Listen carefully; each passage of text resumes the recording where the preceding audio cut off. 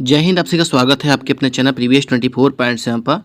तो कल दिनांक 5 अप्रैल को आपके मेडिकल के संबंध में जेटीसी आरटीसी के संबंध में इसके अतिरिक्त कुछ आवश्यक दिशा निर्देश आपके निकाले गए थे, जो कि आपके उत्तर प्रदेश 60,244 के संबंध में था। और हो सकता है कि आपने एक नोटिस पहले भी देख ली हो और एक ये दूसरी जानकारी भी घोषित की गई है, जिसमें कि आपको जानकारी प्रोवाइड करी गई है कि आपको कितने बजे वहाँ उपस्थित होना है, कौन कौन से डॉक्यूमेंट्स लगने वाले हैं, क्या क्या व्यवस्थाएं होने वाली हैं और किस प्रकार से आपको सावधानी से वहाँ तक पहुँचना, सारे दिशा निर्देश भी दे रखे हैं। तो हम इन दिशा निर्देशों को पढ़ेंगे, साथ साथ जानेंगे कि आपके मेडिकल के जो भी डेट प्रस्तावित की गई है या फिर जेटीसी आरटीसी की जो डेट रखी गई है वो क्या है। पहले हम जो पहली नोटिस है, हो सकता है कि आपने देखी हो, उसके बारे में थोड़ा सा देख लेते हैं। उसके बाद हम इस जो भी गाइडलाइंस निकाली गई हैं उत्तर प्रदेश पुलिस के तरफ से, उसको हम देखेंगे। तो पहली नोटिस जो थी, आप यहाँ पर डेट देख पा रहे होंगे, 5 अप्रैल 2025 यहाँ पे डेट लिखा हुआ है। पुलिस उत्तर मुख्यालय पुलिस महानिदेशक के द्वारा ये नोटिस जारी की गई थी, जिसमें कि देखिए मेन पॉइंट पे आते हैं। बहुत लंबी वीडियो बनाने की कोई ज़रूरत नहीं है, मैं सीधा पॉइंट पे आता हूँ। ये जो आपका नोटिस है, इसमें आपके मेडिकल के संबंध में जेटीसी और आरटीसी के संबंध में नोटिस जारी की गई है, जिसमें बताया गया है कि आपके जो चिकित्सा परीक्षण या चरित्र सत्यापन दिनांक है वो 22 अप्रैल से स्टार्ट होने वाले हैं। यानी 22 अप्रैल से लेकर के, या मान के चल सकते हैं कि 10 दिन में या 8 दिन में ये खत्म हो जाएगा, बहुत समय नहीं लगेगा। और जेटीसी का भी डेट दिया गया कि 17 जून से आपकी जेटीसी होने वाली है। जो डेट पहले सुनाई दे रही थी कि 1 जून से स्टार्ट होगा, वो डेट बढ़ करके अब 17 जून हो गया। साथ ही साथ आपके आरटीसी की भी डेट बताई गई है कि 21 जुलाई से जो है आपकी आरटीसी स्टार्ट हो जाएगी। तो आपको बिल्कुल प्रिपेयर रहना है, मेडिकल के लिए बिल्कुल प्रिपेयर रहें। 22 तारीख से आपके मेडिकल होने वाले हैं, तो आपको एकदम सेफ एंड सुरक्षित रहना है। और बाकी कल मैंने इसके संबंध में शॉर्ट वीडियो बना दी थी, तो बहुत सारे बच्चे कह रहे थे कि शायद फेक है, तो ऐसा कुछ नहीं है। टेलीग्राम पर आप जाकर के ये नोटिस देख भी सकते हैं, ठीक है। तो ये तो इम्पॉर्टेंट था ही, साथ ही साथ एक गाइडलाइन भी जारी की गई है, जिस गाइडलाइन में बताया गया है कि आपको किस प्रकार से वहाँ पहुँचना है, क्या क्या डॉक्यूमेंट्स लेकर के जाने हैं, जो कि बताया गया है। उसके बारे में देख लेते हैं। पहले हम गाइडलाइन देख लेते हैं कि क्या क्या चीज़ें चाहिए होंगी।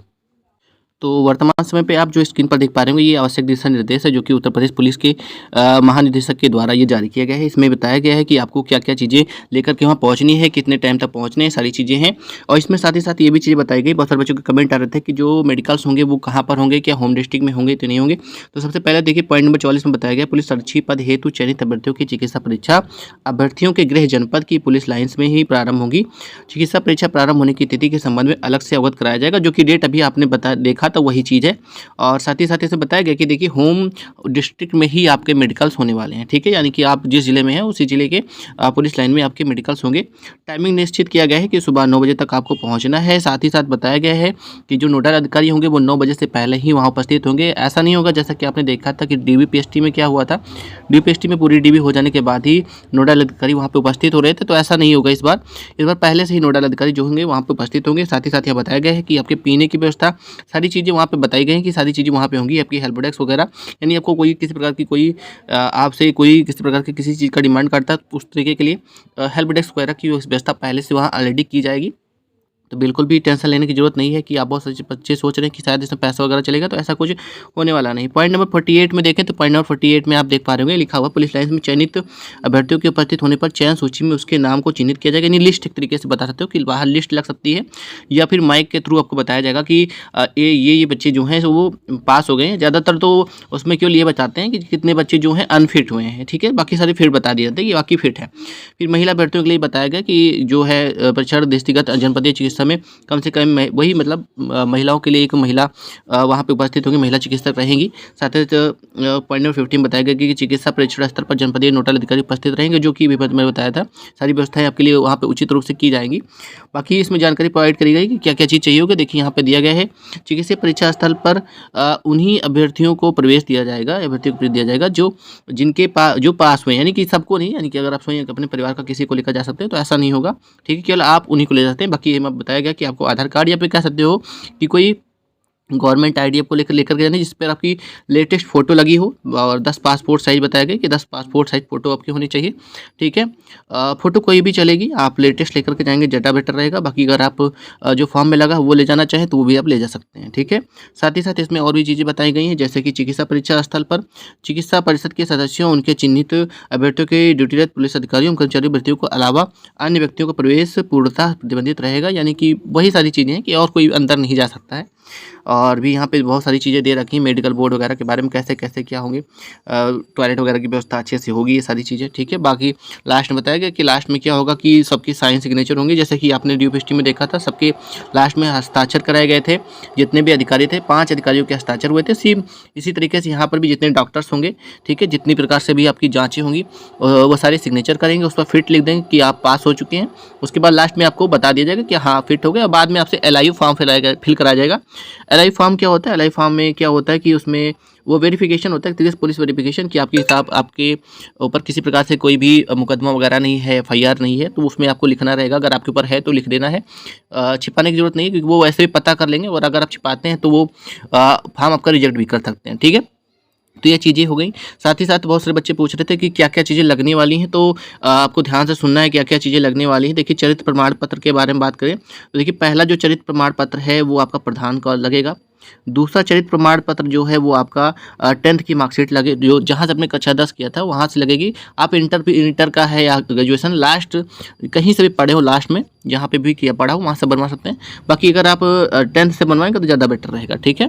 और फिर उसके बाद ये 2 हो गए। इसके अतिरिक्त देखें तो 2 संभ्रांत व्यक्तियों की बात करी जाए। 2 संभ्रांत व्यक्ति का मतलब है कि कोई भी ऐसे 2 व्यक्ति जो आपसे संबंधित ना हो, संबंधित मतलब आपके परिवार के ना हो, बस आपको जानते पहचानते हो अच्छे से, तो उनका दस्तखत, मुहर, साइन वगैरह चाहिए। आप चाहेंगे तो प्रारूप इसका उपलब्ध करा दिया जाएगा। साथ ही साथ इसके अतिरिक्त बात करें तो आपकी हाई स्कूल की मार्कशीट होनी चाहिए आपके पास में। डॉक्यूमेंट में अगर हम बात करें ग्रेजुएशन वगैरह कर, आपने जो जो डॉक्यूमेंट्स अपने फॉर्म फिलअप करते समय लगाए थे वो सारी चीज़ें आपको लेकर के जानी है। फ़ोटो मैंने पहले बता दी कि 10th की फ़ोटो वगैरह ये सारी चीज़ें लगने वाली है। बाकी गवर्नमेंट ID हो गया, बस इससे ज़्यादा और कुछ लगने वाला नहीं है। और अगर मैं कुछ भूल ना हो तो कमेंट बता सकते हैं कि शायद हो सकता है कि बताने में मुझसे कोई गलती हो गई, कोई डॉक्यूमेंट छूट गया हो। बाकी मैंने अपना प्रयास किया कि सारे के सारे डॉक्यूमेंट्स जो भी लगने वाले हो, मेन इसमें जो रहेगा वो कैरेक्टर सर्टिफिकेट रहेगा कि कैरेक्टर सर्टिफिकेट आपके पास होना चाहिए। हाँ, एक चीज़ छूट गया, वो है शपथ प्रमाण पत्र।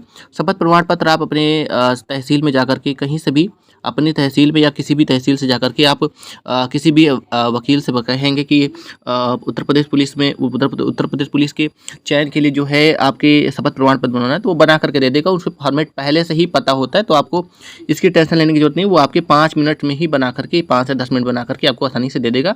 जो भी आप पैसा लेगा 100, 150 या 200 रुपये, वो आपको दे देना है, आराम से आपको बना करके दे देगा, ठीक है।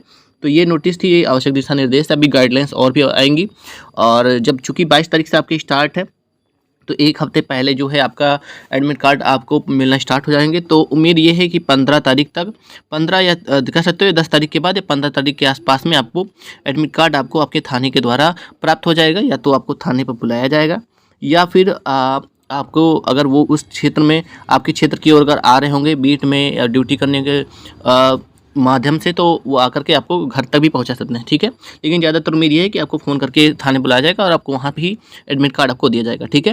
बाकी आपने मेडिकल का डेट देख लिया, मेडिकल का डेट 22 अप्रैल है। साथ ही साथ 17 जून से आपकी JTC है, और 21 जुलाई से जो है आपकी RTC है। ये डेट प्रस्तावित की गई है। बाकी जानकारी आपको कैसी लगी है कमेंट में जरूर बताएंगे, और वीडियो अगर आपको अच्छी लगी तो वीडियो को लाइक एंड सब्सक्राइब जो करिएगा। मिलते हैं नेक्स्ट वीडियो में। थैंक यू सो मच, धन्यवाद।